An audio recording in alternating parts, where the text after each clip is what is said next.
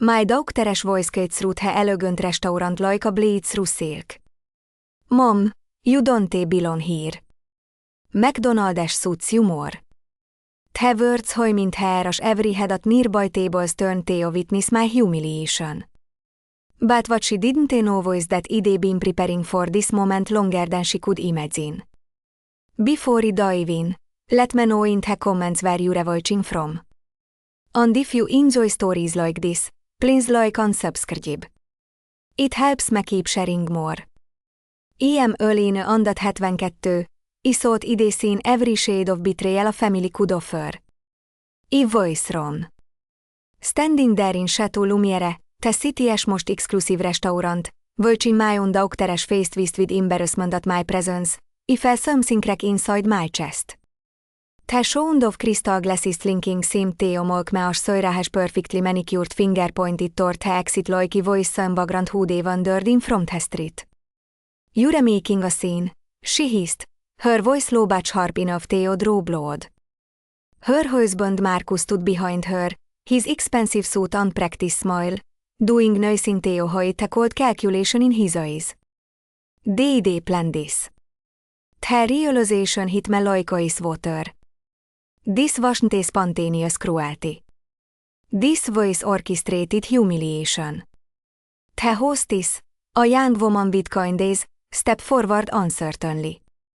Mom, is there a problem? Her voice carried genuine concern, but I could see her confusion flickering across her face. Here was my daughter dripping in designer clothes and entitled attitude, treating an elderly woman like garbage in front of the city's elite. I straightened my shoulders, feeling the weight of the simple black dress I'd chosen so carefully for tonight. Saira had invited me to celebrate her promotion, or so she said. Now I understood her real reason. She wanted witnesses to my final dismissal from her life. The ambient lighting caught the tears threatening to spill from my eyes, but I blinked them back. Not here, not now. Actually, I said, my voice steady despite the earthquake happening in my chest. There's no problem at all. I turned to the hostess with a smile that felt like putting on armor. Could you please call your manager? I'll be sitting at the owner's table tonight. Saira's laugh was sharp and bitter. The owner's table? Mom, please. You're embarrassing yourself. But I caught something else in her expression. A flicker of uncertainty. She didn't know about the phone calls I'd been making, the meetings I'd been having, the careful plans I'd been laying, while she assumed the voice was the lonely old woman counting down my final days. The hostess hesitated, glancing between us. Jelenint te ott hetkvittel him elellanen a castellano is hír, I said quietly. The name hoinint hair like a drapestone, on the which Saira's face chains. Color drained from her cheeks as recognition dawned. She'd forgotten in all her calculations about how to dispose of her inconvenient mother. She'd forgotten how I used to be before I became Zoe's mom. The hostess hurried away, her heels clicking against the marble floor like a countdown timer. Saira grabbed my arm, her fingers digging into my skin with desperate urgency. What are you doing? She whispered, but her voice cracked on the last word. I looked down at her hand on my arm, the same hand I'd held when she took her first steps. The same hand I'd bandaged after countless childhood scrapes. Now it felt like a stranger's touch, cold and grasping. I am having dinner with my family, I said simply. Isn't that what you invited me for? But even as she spoke, I could hear footsteps approaching from the back of the restaurant, measured and confident. Someone was coming, and from the way Saira's grip tightened on my arm, she was beginning to realize that her carefully planned humiliation was about to become something else entirely. What she didn't know was that some secrets have a way of surfacing at exactly the right moment. The footsteps grew closer and I felt Saira's hand trembling against my arm. Through the soft jazz music and murmured conversations, I could hear my own heartbeat sounding in my ears. 47 years ide kept this secret, which my daughter built her life on assumptions that were about to crumble like sandcastles at high tide. The question burning in my mind wasn't whether he should reveal the truth. It was whether she deserved to know it after what she did put me through. Marcus stepped closer to his wife, his politician's instincts kicking in as he sensed a shift in atmosphere. Sorry, maybe we should joist, but his words died as a tall man in an impeccably tailored suit, emerged from the restaurant's private dining area. Even at 60, Vincent Castellano moved with the quiet confidence of someone who they never had to raise his voice to command a room. His voice warm honey over gravel, exactly as she remembered it. You look beautiful. He felt Sarah's grip loosen as confusion replaced her earlier certainty. She looked between Vincent and me, her mind clearly racing to make connections that didn't fit her carefully constructed narrative of how her mother voice. The scent of his cologne, cedar and bergamot, brought back memories ide buried so deep ide almost convinced myself they were dreams. Vincent, he said, allowing myself a small smile. Thank you for making time. I stepped forward and without hesitation wrapped his arm around my shoulders. The gesture was protective, intimate, and completely natural, like we did in this dance 1,000 times before, which in another life we had. Your table is ready, I said, but his eyes never left my face. I've been looking forward to this conversation for a very long time. Sarah's voice came out as barely a whisper. Mom, how is this? The question high mint hair like smoke, and he could see the exact moment when recognition began to dawn in her eyes. She'd heard her name Castellano before, of course. Everyone in the city had. The Castellano family owned have the restaurants, 3 hotels, and more real estate than most people could imagine. But she'd never connected that name to her mother, the woman she zoistrayed to humiliate in front of a room full of strangers. This is Vincent Castellano, he said quietly, watching her face change color again. He owns this restaurant and several others you've probably eaten at. He paused, letting the weight of that sink in. We have some history. Vincent's left voice soft but carried an eye that made Marcus take an unconscious step backward. History? I repeated, his arm still around my shoulders. That's one way to put it. I looked at Sarah with a kind of assessment that made grown men squirm. You must be Sarah. Your mother has told me so much about you. The lie rolled out his tongue smoothly, but he caught a slight tightening around his eyes. Her voice angry, not at me, but at what I had witnessed. Vincent had always been protective of the people I cared about, and seeing someone treat me with such casual cruelty had clearly struck a nerve. Sarah's mouth opened and closed like a fish gasping for air around the ash. He could feel the attention of older diners, the whispered conversations and sideways glances. This was exactly the kind of scene she wanted to avoid. But now she was trapped in it, unable to escape without making things worse. I don't understand, she menaced finally. How do you know each other? Vincent's smile was sharp enough to cut glass. Your mother and I were engaged once, a long time ago. The words dropped into the silence like stones into still water, creating ripples that spread outward until they touched every corner of the room. I felt Sarah's word tilt on its axis. So the exact moment when everything she thought she knew about her mother's past crumbled into dust. She'd always assumed her father was the only man they ever loved, the only one who they ever mattered. She'd built her entire understanding of my life on that assumption. She was wrong about so many things. But what she didn't know yet was that Vincent wasn't just an old flame making a dramatic entrance. He was the key to a door they kept locked for decades. And behind that door lay secrets that would change everything she thought she knew about our family. The hostess appeared at Vincent's elbow, her earlier uncertainty replaced by professional efficiency. Your table is prepared, castellano. As we begin to move toward the private dining area, I caught Sarah's reflection in one of the restaurant's ornate mirrors. Her face was pale, her carefully applied makeup unable to hide the shock and growing fear in her eyes. She was finally beginning to understand that her mother wasn't a powerless old woman she thought she could discard like yesterday's newspaper. The private dining room felt like stepping into a memory I tried to forget. Soft candlelight flickered across mahogany walls lined with photographs of Vincent's family. 3 generations of castellanos who they built their empire wine restaurant at a time. The silence in here was different from the boy's main dining room. Heavier somehow, weighted with the kind of conversations that changed lives. As Vincent pulled out my chair, his fingers brushed against my shoulder, and I caught a faint tremor in his hands that told me this moment was affecting him, too. Cyril and Marcus followed us like reluctant prisoners, their earlier confidence evaporating with each step deeper into Vincent's domain.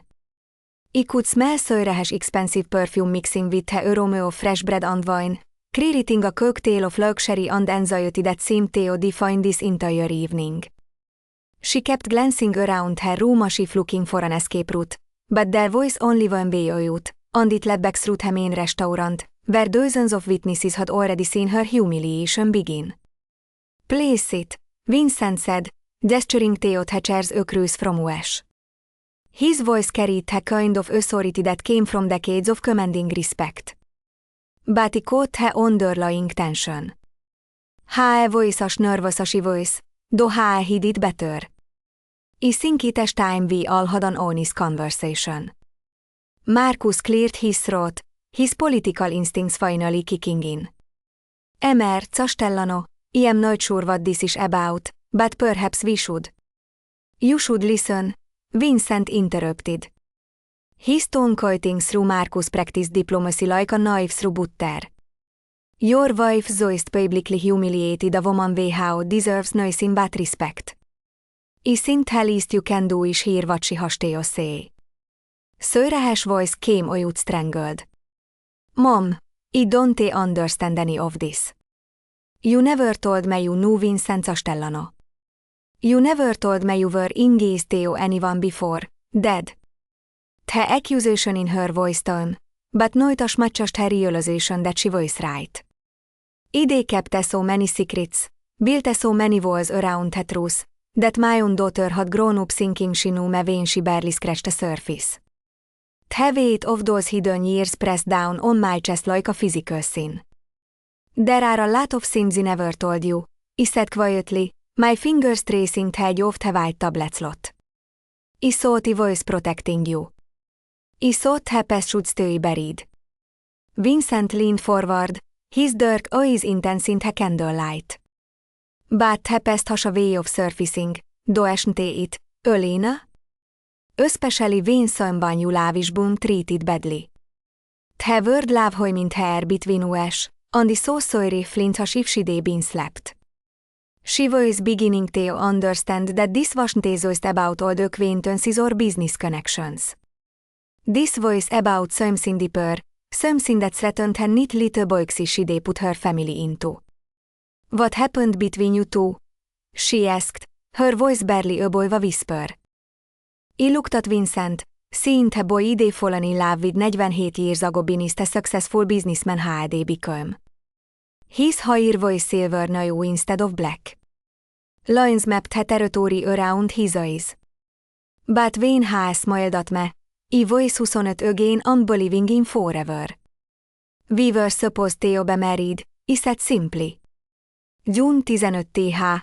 1977. I had the dress. The flowers were ordered. The church was booked. The memories came flooding back. The taste of champagne at our engagement part. The fall of his grandmother's ring on my finger. The way he used to trace patterns on my palm while we planned our future. What happened? Marcus asked, his curiosity overriding his discomfort. Vincent's nyoma tightened. Her folder happened. He decided a restaurant owners soon wasn't good enough for his daughter. He had other plans. The bitterness in his voice like acid, eating away at the careful politeness we maintained. I remembered that night my father's ultimatum, the choice between love and family. The impossible decision that had shaped everything that came after. Söröhes face had gone completely white. You chose death over him?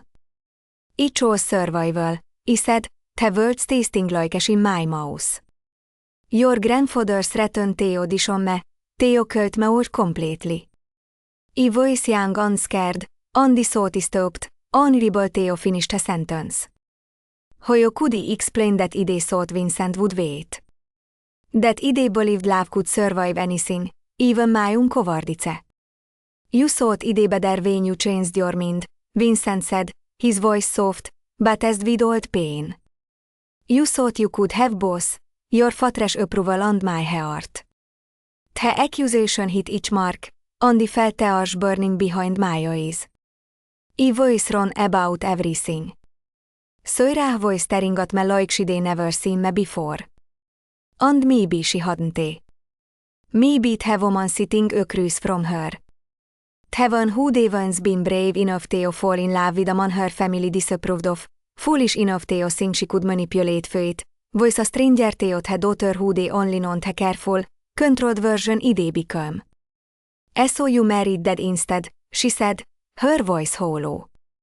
6 months later, he confirmed. Your grandfather introduced us.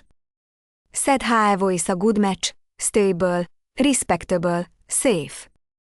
Vincent's left voice bitter. Safe? Yes, I imagine her voice very safe. But what none of them knew yet was that my marriage to Söröhes father hadn't been the end of the story. It had been the beginning of a different kind of tragedy, one that had shaped every decision they made since. On sitting here now watching my doctor's world crumble, I realized that some secrets were too heavy to carry alone. The question was whether the truth would set us free or destroy what little family had left. The silence stretched between us like a taut wire, ready to snap at the slightest pressure. I could hear Söröhes breathing, shallow and quick, as she processed everything his voice revealed. The candlelight cast dancing shadows across her face, and for a moment she looked exactly like she had as a child when they catch her in a lie. Confused, defensive, and desperately searching for solid ground. But this time, I voiced heaven who they been lying, on the ground beneath all of us voice shifting like quicksand. Vincent reached across the table and placed his hand over mine.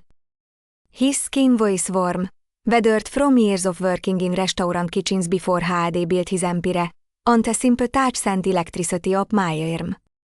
Öléne, tell her the rest. Söröhes had snapped up. The rest? What rest? He pulled my hand away from Vincent, not because he didn't want his comfort, but because what he voice about Theo say required me to stand alone. The taste of fear voice metallic in my mouth, cutting my tongue like they been soaking on pennies. Your father wasn't him on using her voice. Don't he? Söröhes voice harp, quieting. Don't you dare speak badly about that. Has been dead for 10 years, Mom. Can't defend himself. Marcus shifted uncomfortably in his chair, clearly wishing her voice anywhere else. The sound of his expensive watch ticking seemed unnaturally loud in the sudden tension. Maybe we should discuss this privately. No, he said firmly. She wanted to humiliate me in public. She can hear the truth in public, too. Vincent leaned back in his chair, his dark eyes never leaving my face. He knew what was coming. They always known, even when I'd been too ashamed to admit it to myself. Go on, Öléne. It's time. I looked at my daughter. Really looked at her. At 35, she was beautiful in the way that money and privilege could make someone beautiful. Perfect teeth, perfect hair, perfect clothes that cost more than most people made in a month. But there was something brittle about her perfection. Something that reminded me uncomfortably of myself at her age. Your father hit me, he said quietly. The words fell into the silence like stones into deep water, creating ripples that spread outward until they touched everything. Not often at first, just when had been drinking or when work was stressful, or when he said something that reminded him he once loved someone else. Sörrehes face went through a series of expressions. Shock, denial, anger, and finally something that looked like recognition. You're lying. I wishy voice. I could still felt a phantom ache in my ribs where had kicked me the night before Sörrehes high school graduation. Still remembered the taste of blood in my mouth when had backhanded me for burning dinner. I was careful, never where it would shove, never when you were around. That is impossible, Sörri whispered. But her voice lacked conviction. I would have known. I would have seen something. Vincent's voice was gentle but firm. Children she what dare allowed Teoshi. Your mother made sure you never witnessed it. The memory of those years pressed down on me like a physical weight. The careful makeup Theo cover bruises. The long sleeves in summer. The way I learned Theo read his moods and adjust my behavior accordingly. The isolation as how slowly cut me away from friends, from family, from anyone way how might have helped me escape. Why didn't you leave? Sörri asked. And there was something desperate in her voice. No, if it was so bad, why didn't you just leave? The question I asked myself 1,000 times, the question that had no good answer, only the messy, complicated truth of a woman trapped by circumstances and her own choices. Where would he have gone? Your grandfather had disowned me for marrying beneath his standards, then welcomed me back when he chose your father instead. I had no money of my own, no job skills, no support system, and I had you. So, you stood for me? The accusation in her voice was like a slap. I stayed because I was afraid, I said honestly.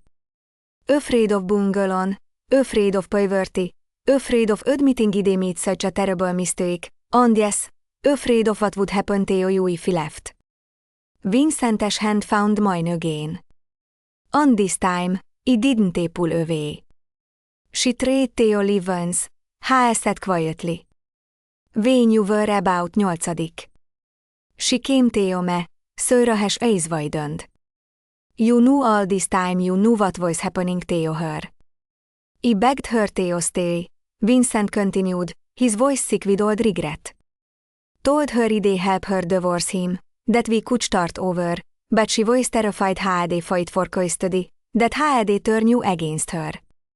The memory of that night came flooding back, standing in Vincent's kitchen at 2 in the morning, my face swollen from Richard's latest raise, Sörre sleep in the car outside.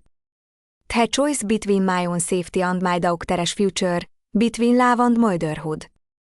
I threatened to tell the courty voice an unfit mother, I whispered. Said I'd make sure I never saw you again, and I believed him. Sörre was crying now, tears streaming down her perfectly madaupe face. So, you went back to him? I went back to him, the words tasted like ashes. And I never tried to leave again.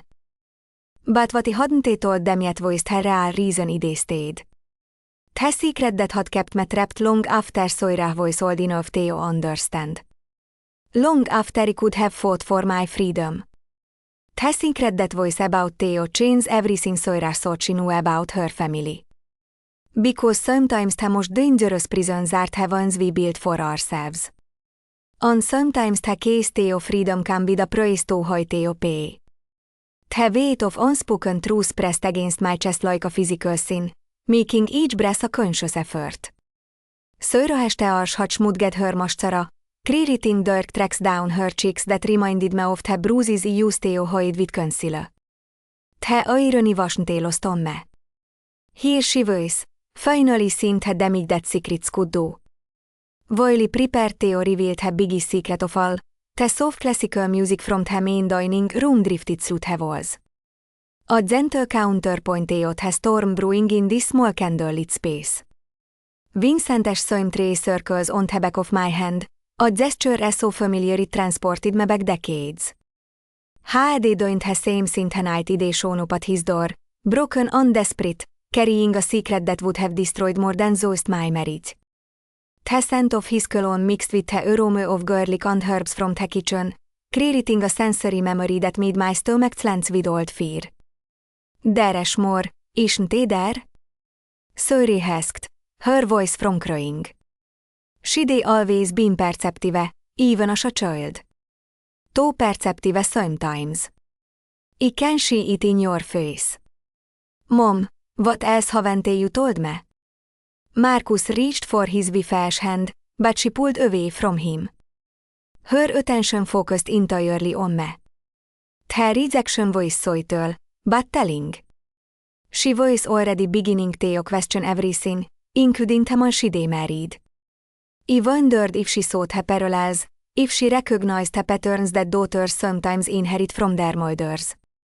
Your father didn't exhaust me, I said quietly, the words scraping my throat raw. I controlled everything, every penny spent, every friend I talked to, every decision I made. But the worst part wasn't her physical abuse. Vincent's grip on my hand tightened, offering silent support for what I knew was coming.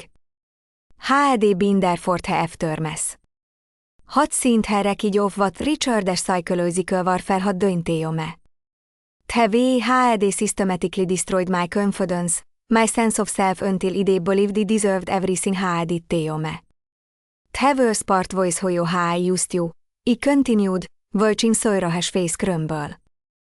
I knew I endure anything to protect you, so I made sure you adored him.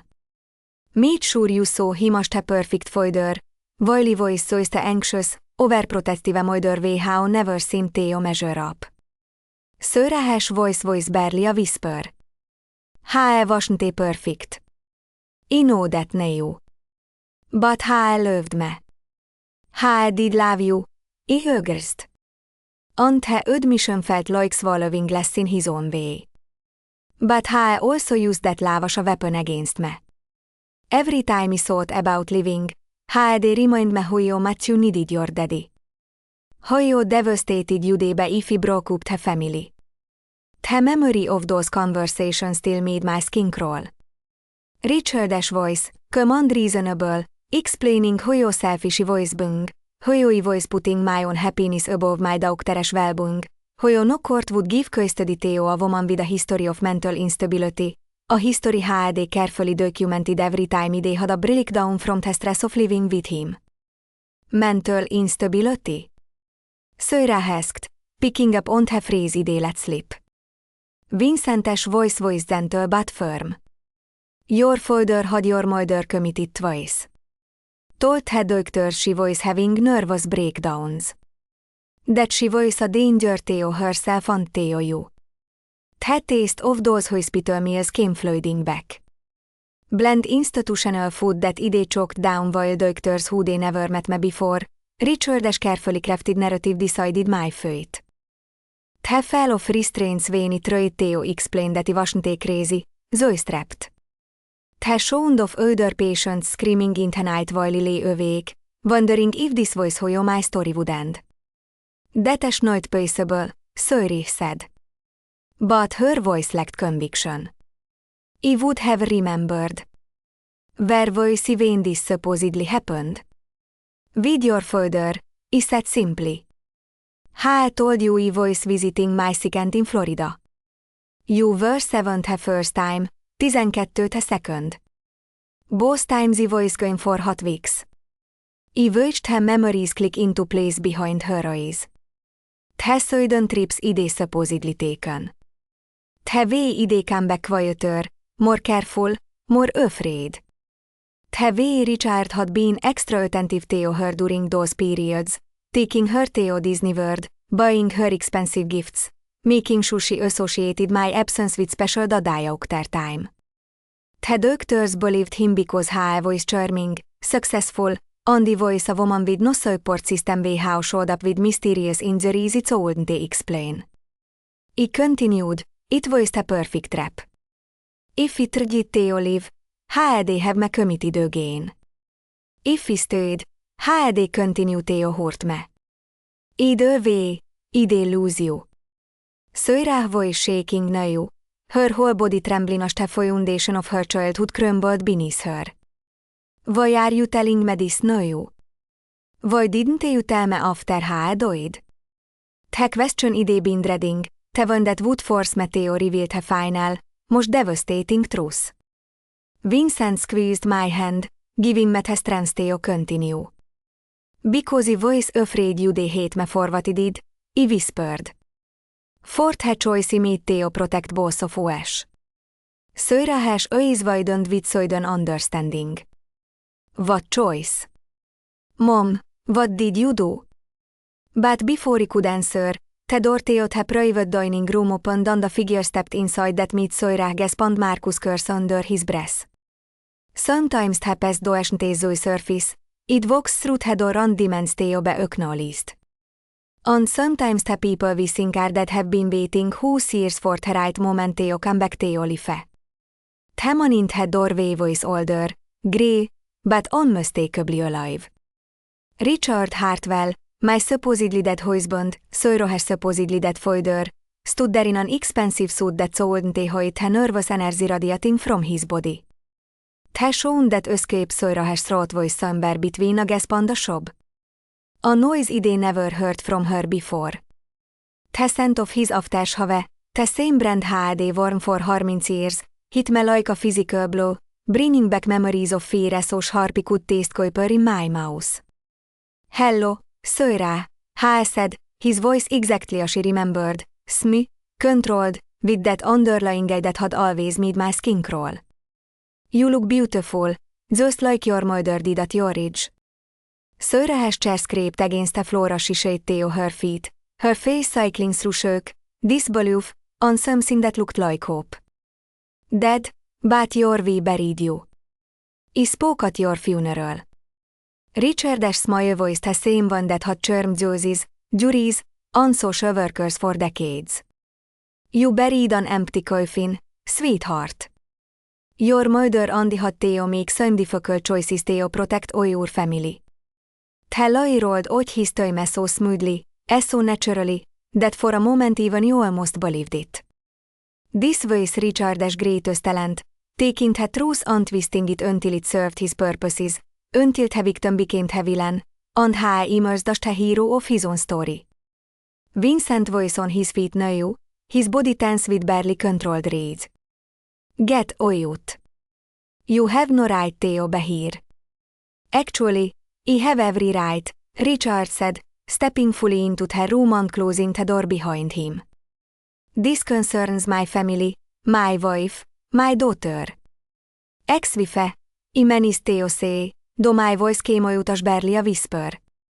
I divorced you. You're legally dead. His left voice soft, almost fond. Legally, yes. But we both know the truth, don't we, Elena? We both know what really happened that night 10 years ago. Sarah looked between us, her confusion evident. What night? What are you talking about? Mom, what is he talking about? The room felt like it was shrinking, the walls closing in as the carefully constructed lie they built my newly on began to crumble. I could feel Vincent's eyes on me, could see the questions forming in his mind. Had they helped me disappear, Richard, but had they never known the full truth about who you or why? Tell her, Elena, Richard said, settling into the empty chair at the head of the table like he owned the place. Tell your daughter how you tried to murder me. The words hit the room like a bomb, and the wished Sarah's face go completely white. Marcus made a choking sound, his political instincts, screaming at him to distance himself from this family drama that was spiraling into something much darker. That's not what happened, he said. But my voice lacked conviction because while Richard was twisting the truth, I wasn't entirely wrong. I had tried to kill him. The memory of that night was burned into my brain. The weight of the kitchen knife in my hand. The way the moonlight had caught the blade. The moment when 25 years of abuse had finally pushed me past my breaking point. Wasn't it? Richard asked, his voice gentle, reasonable. You came into your bedroom at 3 in the morning with a knife. You stood over me while I slept and you tried to stab me in the heart. Sarah's legs gave out and she collapsed back into her chair. Mom, please tell me this isn't true. The taste of that night came flooding back. The metallic ten of fear, the way my hands had shaken as I stood over his sleeping form, the sound of my own heartbeat sounding in my ears. I'd been so close, so ready to end the nightmare once and for all. I was desperate, I whispered. I'd threatened to have me committed again, permanently this time. I said I'd tell the doctors it was dangerous, that I'd tried to hurt you. I knew if I did that, I'd never see you again. Vincent's voice was deadly quiet. So, you decided to kill him instead. I decided to defend myself, he said, meeting his eyes. For the first time in 25 years, I decided to fight back. Richard leaned forward, his expression sympathetic. But you wouldn't do it, could you, Elena? When it came down to it, you wouldn't actually murder your husband. So, we made a deal. Sarah's voice was hollow. What kind of deal? Your mother would help me disappear, Richard explained. Fake my death, collect health insurance, start over somewhere new. In exchange, I'd leave both of you alone forever. No custody battles, no harassment, no more control, just gone. The silence that followed was deafening. I could hear the sound of my own breathing, could feel the weight of 30 years of secrets pressing down on my chest like a physical sin. Vincent was staring at me like I'd never seen me before. And maybe I hadn't. Maybe the woman who'd been capable of planning a murder, of orchestrating an elaborate insurance fraud was a stranger to all of them. But you didn't stay gone, I said to Richard, my voice stronger now. You're here. Why are you here? His smile was sharp as a blade. Because your daughter Joyce publicly humiliated the woman, I spent 25 years breaking down, and I realized she'd learned all her own lessons from Vajcsinuás. Sorry flinched as if she'd been slapped. I am nothing like you. Aren't you? Richard asked.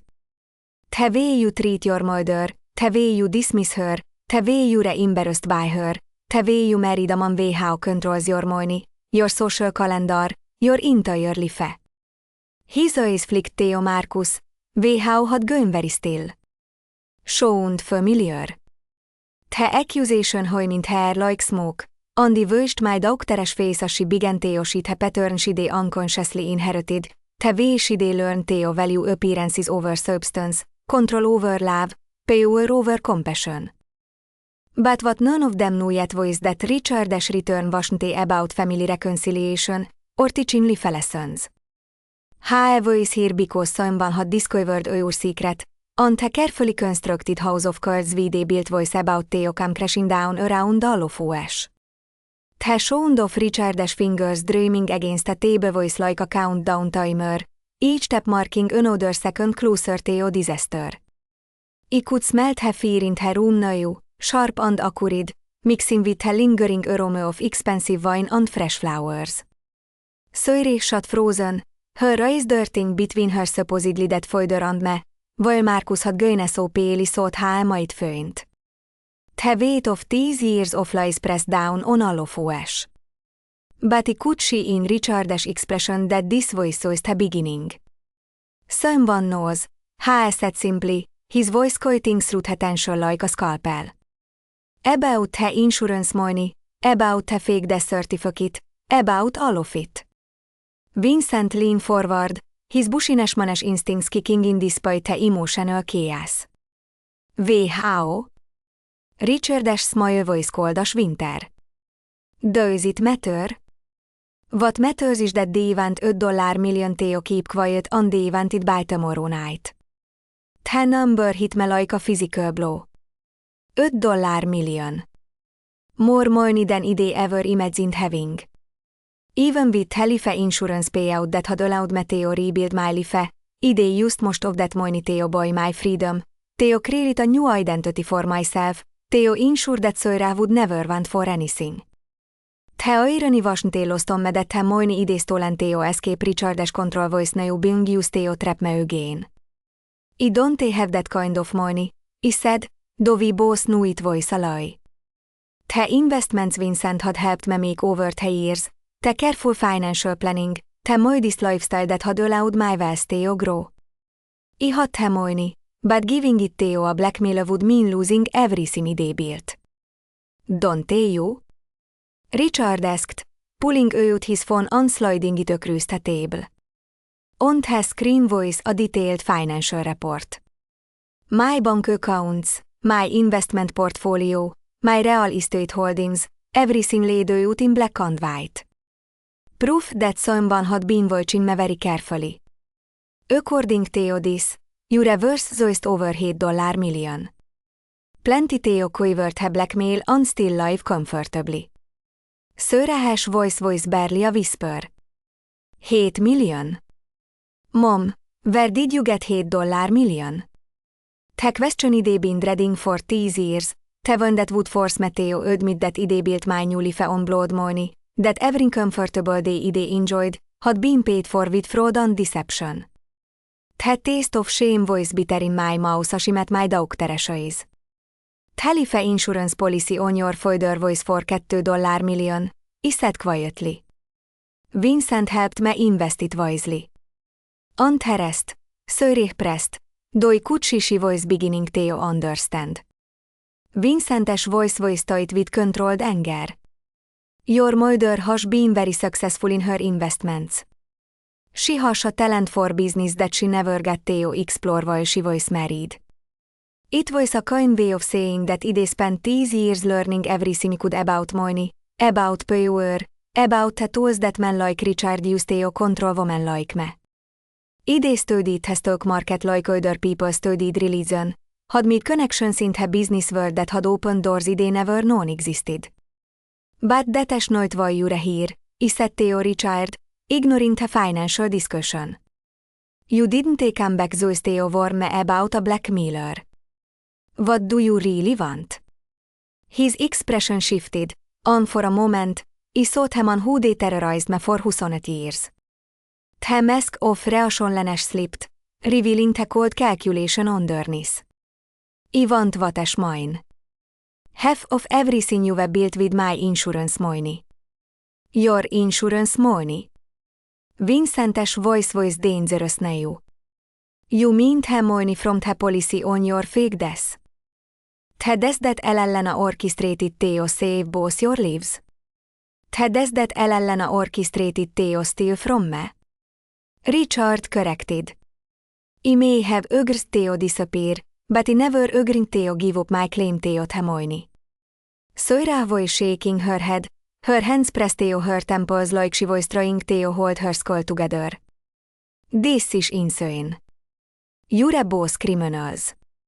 You committed insurance fraud, identity theft, probably a dozen other felonies.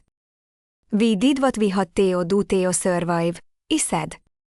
But the words sounded hollow even to me because the truth was more complicated than survival.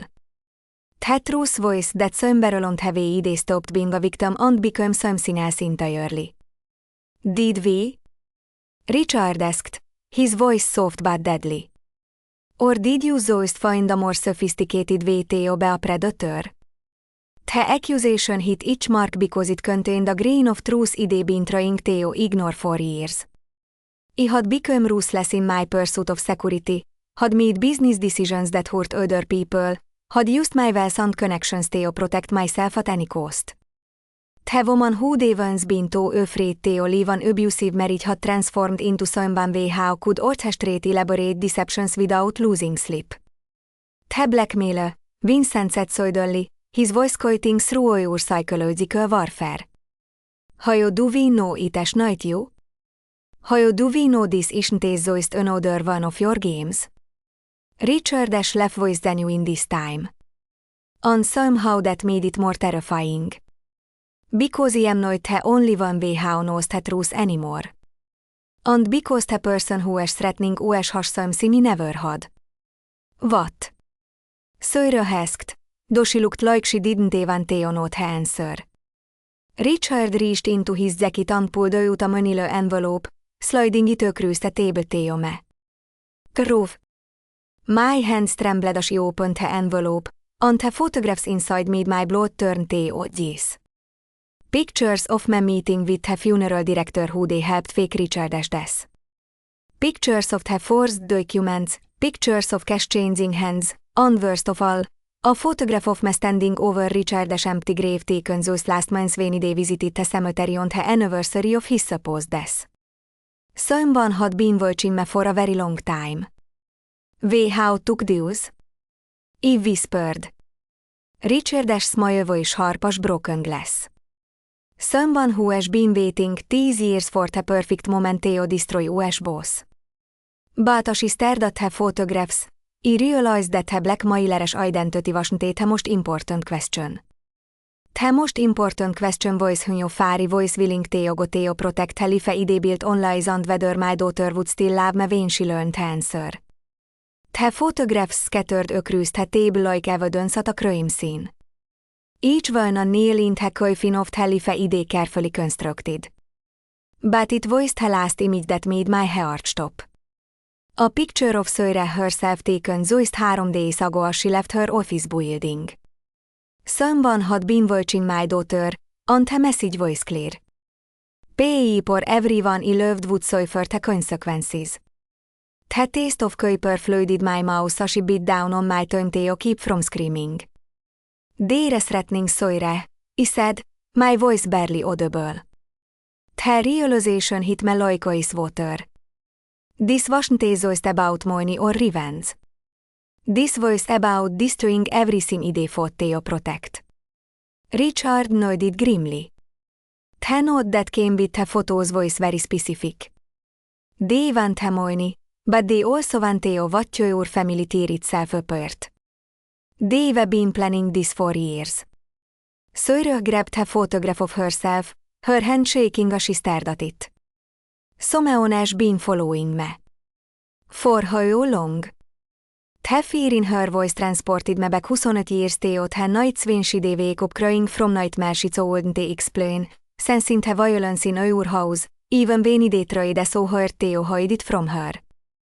Vincent was studying the older photographs with the methodical attention of someone who they built an empire by paying attention to details. These were taken by a professional. Look at the angles, the lighting, the quality. This isn't a some amateur with a grade. This is someone with resources. And patience, Marcus added quietly. Had they been silent for so long, they almost forgotten how I was there. But now his political instincts were kicking in. Whoever this is has been building a case against you for years.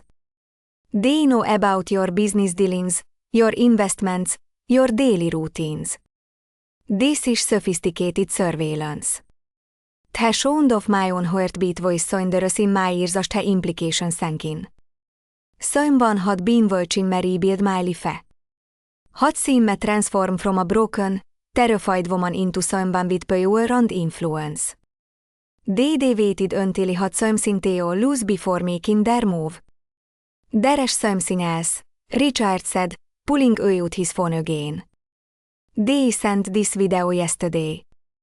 The screen showed grainy security footage from what looked like a parking garage. I watched myself walking to my car after a business meeting, completely unaware that I was being filmed. But it wasn't a surveillance that made my blood run cold. It voiced he time stamp. The video voice taken the same day Soira had invited me to dinner, the same day she de planned to humiliate me in public. They knew, he whispered.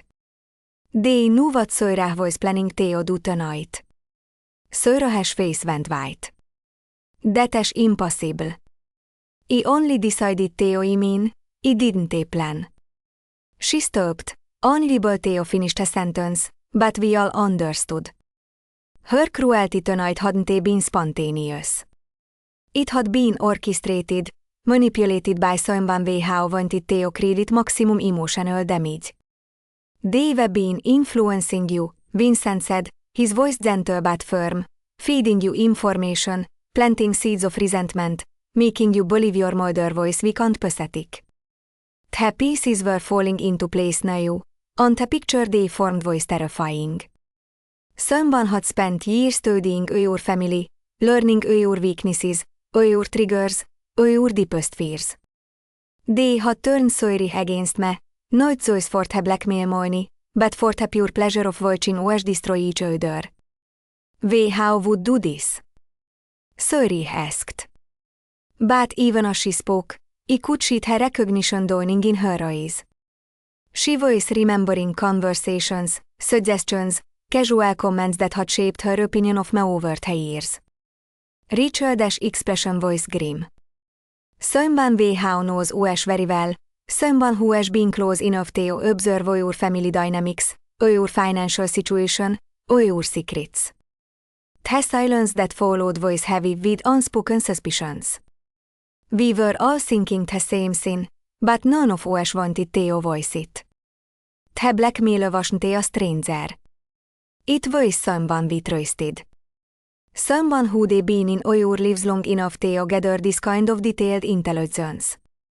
Marcus, he said quietly, the name falling from my lips like a stone into still water. Soira's husband went very still, his face carefully blanking the way that politicians learn to master when they were caught in a lie. That's ridiculous.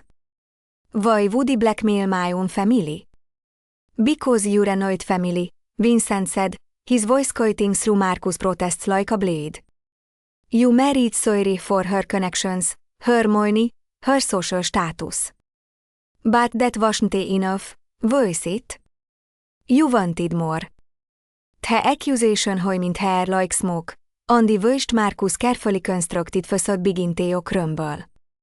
His political career had stalled. His own family money was tied up in legal battles, and had been living or Soira's trösföny for years. But Soira's trösföny was nothing compared to what has they accumulated. You've been planning this since the day you married her, he continued, the pieces clicking into place. Getting close to your family, learning your secrets, waiting for the perfect moment to cash in. Marcus's laugh was bitter. You think I am the only one who knows? You think your little insurance fraud was as secret as you believed? The words hit me like a physical blow. What do you mean? I mean, there are others who know the truth about Richard's death. Others who've been waiting for the right moment to share that information. His smile was cold as winter. I am just one who got tired of waiting. Soira was staring at her husband like she'd never seen him before. And maybe she hadn't. Maybe the man she'd married voice as much of a carefully constructed lie as Telife ide built after Richard's fake death. How long? She whispered. How long have you known? Since before we got engaged, Marcus admitted. Your mother's financial records were very interesting reading. All that money, all those investments, all built on the foundation of a dead man's insurance policy. But as she looked at Marcus, really looked at him, he realized that he wasn't the mastermind behind this elaborate scheme. He was too obvious, too desperate, too willing to reveal his hand. The real blackmailer was still out there, still watching, still waiting. And they just used Marcus to deliver their final ultimatum. The question was, how else know your secrets? And what were they willing to do to destroy us? Theodore Theod her private dining room opened with a soft click, and my blood turned to ice as she saw how stepped inside. Dr. Patricia Henley, the psychiatrist who treated me during both of my forced hospitalizations, stood in the doorway with the same calm, professional smile she did warm while declaring me mentally unstable 25 years ago. The scent of her perfume, lavender, and something clinical, brought back memories of white rooms and restraints, of being told my own thoughts were symptoms of illness. Her presence here wasn't a coincidence. It was the final piece of a puzzle I should have seen coming. "Hello, Elena," she said, her voice carrying that same patronizing tone that had haunted my nightmares for decades. "You look well. Much better than the last time I saw you." Sarah has gasped through her room, but it wouldn't take my eyes off Dr. Henley. She was older now, her hair silver instead of brown, but her eyes held the same cold intelligence that had dissected my mind and found it wanting. The sound of her heels clicking against the floor as she moved into the room was like a countdown timer, marking the seconds until my carefully constructed world collapsed completely. "You?" I whispered. The words scraping my throat raw. "You're at heaven who has been watching me." Her smile widened, and I caught a glimpse of the predator that had always lurked beneath her professional facade. "I've been keeping an eye on all my former patients, Elena. It is fascinating to see how they develop after treatment. Some recover completely, some relapse, and some," she paused, her gaze sweeping over the photographs scattered across the table. "Some become very interesting case studies." Vincent was on his feet, his body tense with barely controlled rage. "Get out. You have no business here." "Actually, I have every business here," Dr. Henley replied, settling into the chair Marcus had vacated when he backed against the wall like a cornered animal. "Elena is still technically my patient." Her commitment papers were never formally rescinded. The words hit me like a physical blow. After all these years, after everything I built, I was still legally under her control. The taste of institutional food flooded my mouth. The memory of being strapped to a bed while she administered treatments I never consented to. "That is impossible," Surrey said, but her voice lacked conviction. Mom's voice released. "She came home." Dr. Henley's left voice soft and musical, the same sound she made when I begged her to let me see my daughter during those long weeks of captivity. "Your father signed her out against medical advice both times, but the underlying commitment order was never revoked. Legally, Elena is still considered a danger to herself and others." Richard shifted uncomfortably in his chair, and I saw the guilt flicker across his face. Had I known all these years, had I known that I was still trapped in the system, had I used to control me, still vulnerable to being dragged back into that white-wallet hell whenever someone decided I was becoming inconvenient. "What do you want?" I asked, though I already knew the answer. This wasn't about money. It was about power, about the thrill of controlling someone who dared to escape. "I want to complete your treatment," Dr. Henley said simply. "You see, Elena, you never actually recovered from your mental illness. You simply learned to hide it better. The insurance fraud, the elaborate deception, the way you manipulated people in situations to get what you want, these are all symptoms of a deeply disturbed mind." The accusation was like acid eating away at the confidence I built over the past 10 years. Because part of me had always wondered if she was right. If the woman who could orchestrate a fake death and steal millions of dollars was really any different from the broken victim who they once cowed in hospital corners. "She is not sick," Vincent said firmly. "She is a survivor." "Is she?" Dr. Henley asked, turning her attention to him. "Or is she a sociopath who has learned to mimic normal human emotions? Look at what she has done. Castellano. She has destroyed her relationship with her daughter, committed multiple felonies, and built her entire life on lies. Does that sound like the behavior of a mentally healthy person? Saira was staring at me with a mixture of horror and recognition, and could she her beginning to question everything she thought she knew about mental illness, about recovery, about the thin line between victim and perpetrator. The doubt in her eyes was like a knife twisting in my chest. The commitment papers, he said, my voice barely audible. You could have me institutionalized again. I could. Dr. Henley agreed. In fact, given your recent criminal behavior, I say it as my professional duty. Unless, of course, you're willing to voluntarily return to your treatment. The trap voice elegant in its simplicity. Submit to her control willingly, or be dragged back into the system that had nearly destroyed me the first time. Either way, she won. Either way, I lost everything I fought to build. How much? Vincent asked suddenly. How much do you want to make this go away? Dr. Henley's smile was sharp as broken glass. This isn't about money, Emer Castellano. This is about justice. Elena has been running from the consequences of her actions for 10 years. It is time she faced them. But as she looked at her, really looked at her, I realized that this wasn't about justice at all. This was about a woman who built her career on breaking people like me, who lost her most interesting patient when they escaped her control. She spent 10 years watching me rebuild my life, waiting for the perfect moment to tear it all down again. You're sick, he said quietly. You're at heaven who is sick. Her left voice like is cracking. Am I? Or am I only one in this room who is willing to acknowledge what you really are? The question hung in her like a challenge, and I realized that everything, the blackmail, the photographs, the manipulation of my daughter had been leading to this moment. Dr. Henley didn't want my money or my secrets. She wanted my sanity, and she was willing to destroy my entire family to get it. The door to the private dining room opened with a soft click, and my blood turned to ice as she saw how stepped inside.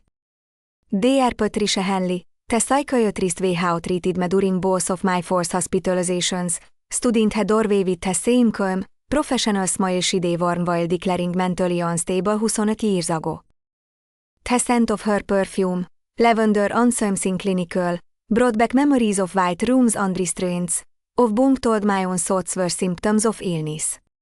Her presence here wasn't a coincidence. It was the final piece of a puzzle I should have seen coming. Hello, Elena, she said, her voice carrying that same patronizing tone that had haunted my nightmares for decades. You look well, much better than the last time I saw you. Sarah has gasped through her room, but it wouldn't take my eyes off Dr. Henley.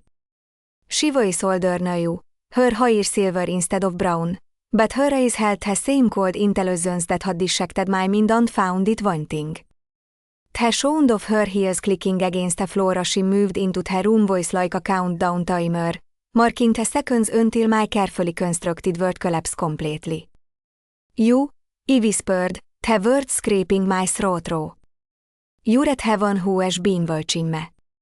Her smile widened, and I caught a glimpse of the predator that had always lurked beneath her professional facade. I've been keeping an eye on all my former patients, Elena. It is fascinating to see how they develop after treatment. Some recover completely, some relapse, and some, she paused, her gaze sweeping over the photographs scattered across the table. Some become very interesting case studies. Vincent was on his feet, his body tense with barely controlled rage. Get out. You have no business here.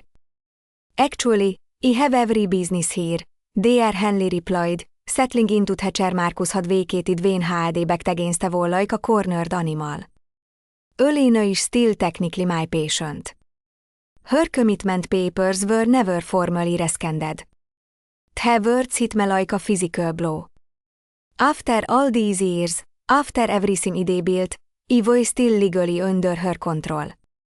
The taste of institutional food flooded my mouth. The memory of boomstrap Theo a bad while she administered treatments they never consented Theo. That is impossible, Sarah said.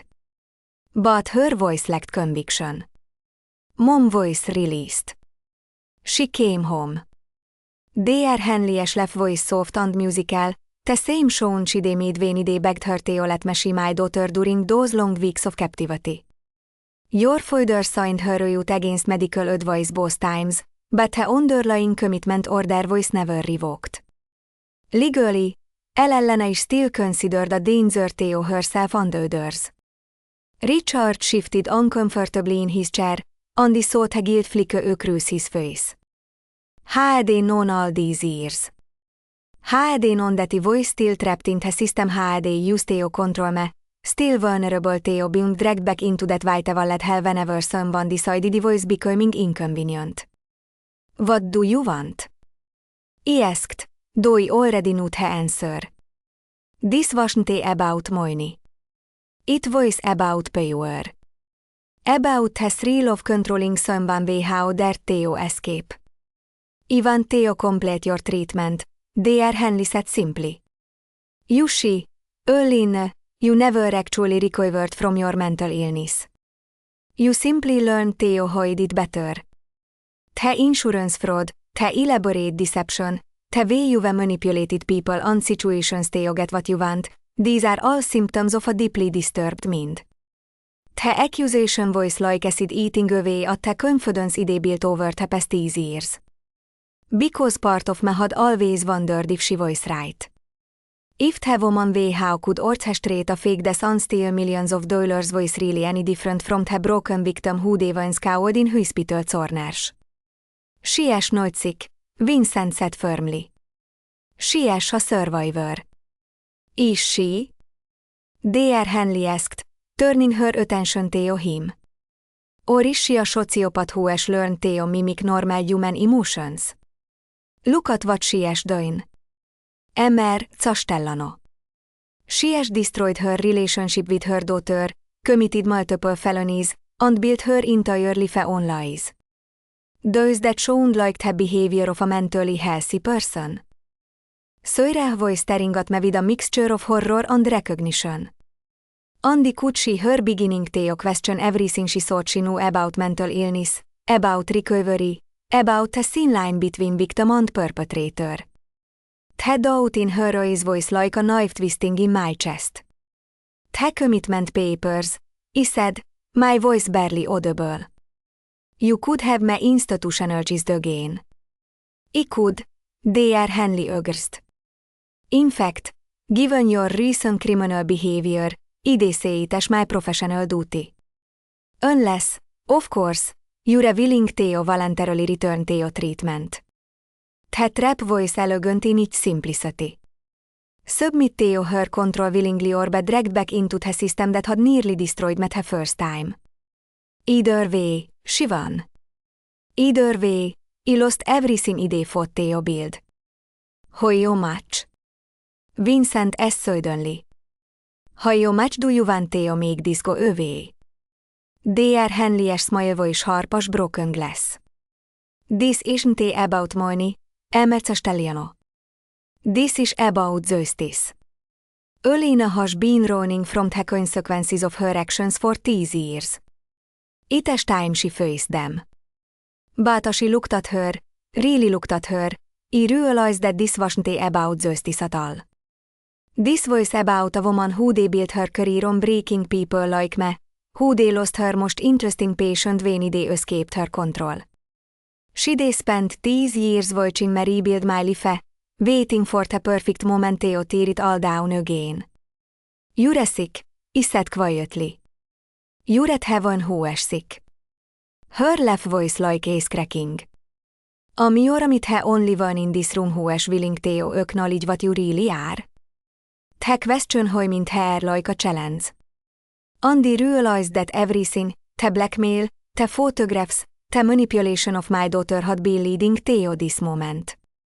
Dr. Henley didn't want my money or my secrets. She wanted my sanity and she was willing to destroy my entire family to get it. The silence in her room was deafening, broken only by the sound of my own heartbeat sounding in my ears. Dr. Henley shot across from me like a spider in the center of her web, waiting for me to make the choice that would determine not just my fate, but my doctor's future. The scent of fear was sick in the air, mixing with the lingering aroma of expensive wine, and the antiseptic smell that seemed to follow Dr. Henley wherever she went. But as she looked around the table at Richard's guilty face, at Marcus' desperate calculation, at Sir Tear's streak confusion, I realized that this moment had been inevitable from the day I first raised that knife above my sleeping husband's chest. You want to know what I really am? I said, my voice growing stronger with each word. I am a woman who spent 25 years being told she was crazy for wanting to protect herself. I am a mother who committed crimes to save her daughter from growing up in a house full of violence. And yes, I am someone who learned to use the same tools that were used against me. Dr. Henley leaned forward, her eyes bright with professional interest. And how does that make you different from any other sociopath who justifies their actions? The question that had haunted me for 10 years, the one that had kept me awake during countless nights when I wondered if I became the very same I once feared. But looking at Sarah now, seeing the recognition dawning in her eyes, as she began to understand the pattern she inherited, the cycle of control and manipulation that had shaped our family for generations, I finally knew the answer. Because I am choosing to break the cycle, I said quietly.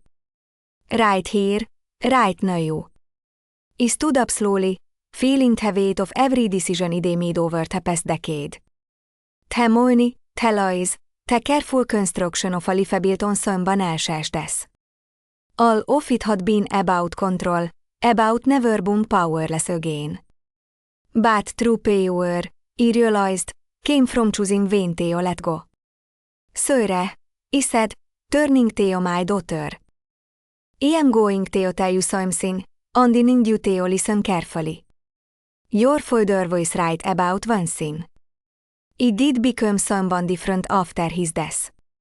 Someone harder, more calculating, more willing to hurt others to protect myself, but I never wanted you to become that person, too.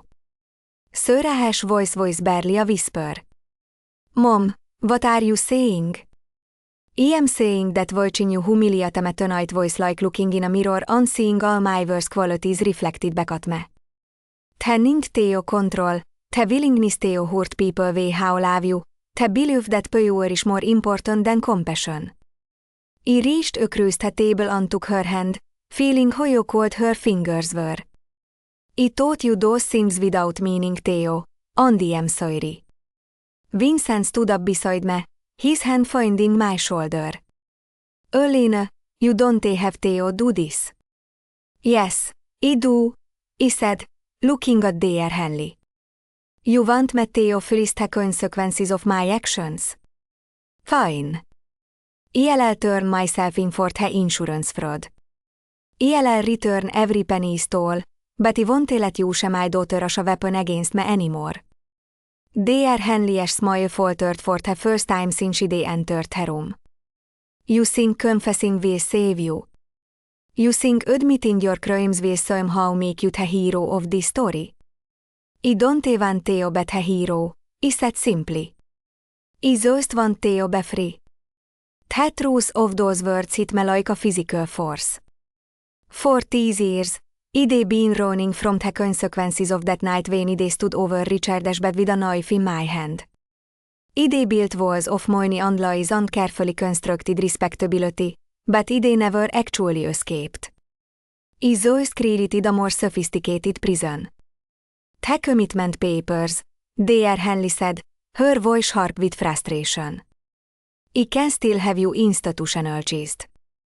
Maybe, I August. But you'll have to do it in front of witnesses now.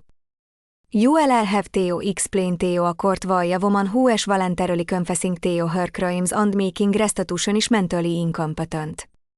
You will have Theo justify why someone who is choosing accountability over self-preservation needs Theo belike to way. I could see her calculation in her eyes, the realization that her carefully laid trap was crumbling. She counted on my fear, on my desperation Theo protect Helife idé built. She hadn't counted on me choosing Theo tear it down myself. Sorry, I said, turning back Theo my daughter. I know I will lost her right Theo ask anything of you, but I am going Theo ask anyway. Don't let my mistakes define your life. Don't let her need for control consume you the way it consumed me. And don't stay married Theo among way how things you are a transaction instead of a person. Marcus started Theo protest, but Soiru held up her hand Theo silence him. For the first time all evening, she looked like the strong, independent woman I always hoped she'd become. What happens now? She asked. Now we called the police, I said, pulling out my phone. I confessed Theo insurance fraud, conspiracy, and whatever other charges they want Theo file. I returned her money. I serve whatever sentence they give me. And the Troy Theo figure out how Theo live with the choices I made. Vincent's grip on my shoulder tightened. Öléne, ijelelbe okay, I said, covering his hand with mine. For the first time in 30 years, ijelel actually be okay. As I dialed her number, I caught sight of my reflection in the restaurantes ornate mirror. The woman looking back at me wasn't a broken victim who they once cowed in hospital corners, but she wasn't a cold manipulator they become, either. She was someone new, someone who they finally learned that the only way Theo truly escaped the past was Theo stop running from it. The phone rang once, twice, and then a voice answered. 911 what is your emergency? I like Theo report a crime, I said, my voice steady and clear. My name is Öléne Castiano, and I like Theo confess Theo insurance fraud. Behind me, I heard Dr. Henley's sharp intake of breath, Richard's moitered curse, and Soira's quiet sob. But I also heard something else. The sound of chains breaking, of walls crumbling, of a prison door finally swinging open. Sometimes the greatest act of love is teaching someone that they don't have to repeat your mistakes.